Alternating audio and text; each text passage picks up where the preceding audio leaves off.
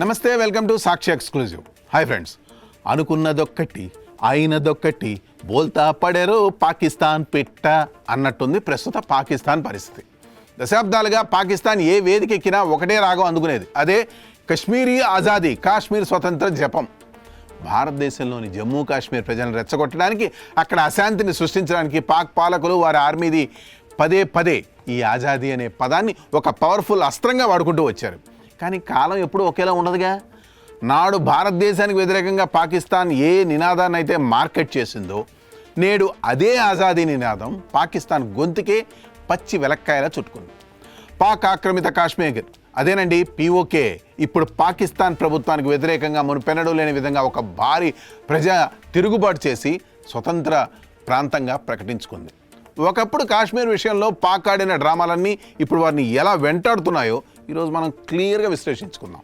గడిచిన కొంతకాలంగా పీఓకేలో పరిస్థితులు పూర్తిగా చేదాటిపోయాయి. అక్కడ నివసిస్తున్న సామాన్య ప్రజలు పాకిస్తాన్ ప్రభుత్వానికి, అక్కడ ఆర్మీకి వ్యతిరేకంగా వీధుల్లోకి వచ్చి భారీ ఎత్తున నిరసనలు తెలుపుతున్నారు. విచిత్రం ఏమిటంటే, దశాబ్దాలుగా పాకిస్తాన్ రేడియోలు, టీవీల్లో ఏ ఆజాదీ నినాదాలైతే వినిపించారో, ఇప్పుడు అదే ఆజాదీ, మాకు స్వాతంత్రం కావాలి అనే నినాదాలతో పీఓకే వీధులు మారుమోగిపోతున్నాయి.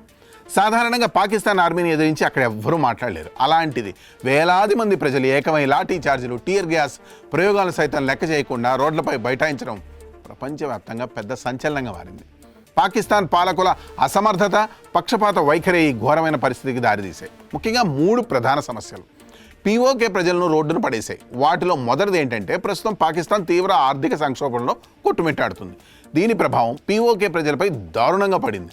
అక్కడ గోధుమ పిండి, ఆట, పప్పులు, పాలు వంటి కనీస అవసరాల ధరలు సామాన్యుడికి అందనంత ఎత్తుగా చేరిపోయాయి. ఇక రెండవది, పీఓకే ప్రాంతాల్లో ప్రవహించే నదుల ఆధారంగా భారీగా జల విద్యుత్ ఉత్పత్తి అవుతుంది.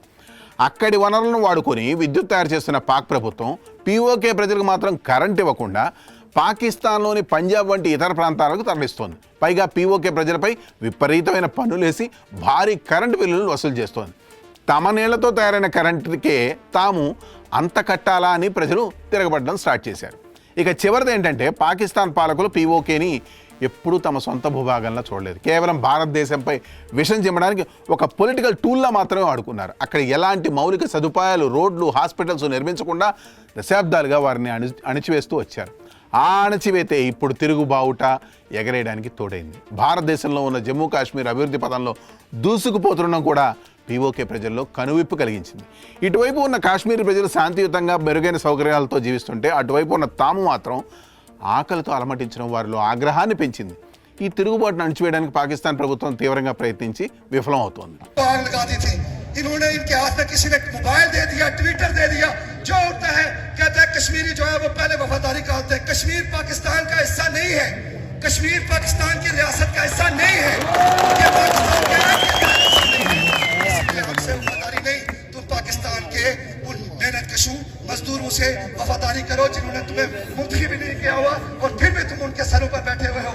उनसे वफादारी का जो तरीका कार बनाओ, वहाँ लोगों को रोजगार दो, लोगों को इंसाफ दो, लोगों को तालीम दो, लोगों को वहाँ पर जिंदगी दो, एक जो है वो बाइज्जत जिंदगी वहाँ पर कोशिश करके।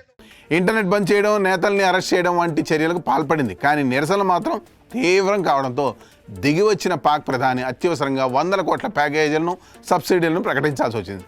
అయితే ఈ తాత్కాలిక ఉపశమనాలు పీఓకే ప్రజల సంతృప్తిని పూర్తిగా చల్లార్చలేవని నిపుణులు చెబుతున్నారు. ఒక సామెత ఉంది కదా, మనం ఇతరుల కోసం తవ్విన గోతులో మనమే పడతాం అని.